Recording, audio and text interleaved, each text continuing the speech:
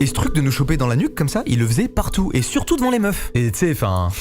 petite fierté masculine quoi, donc je faisais un peu plus le gars quand il y avait les meufs, tu vois. T'es en mode ouais, me chope pas comme ça mon gars. Et ça l'énervait encore plus, du coup il me chopait encore plus. Il voulait vraiment juste prouver sa supériorité, c'était du bully pur et dur. Moi ce qu'il y a de bien à cette époque c'est que je sais pas me taper, mais au moins j'ai cette force et cette particularité de savoir extrêmement bien m'exprimer. Donc quand il arrivait vers moi pour me choper, je lui disais ces 4 vérités.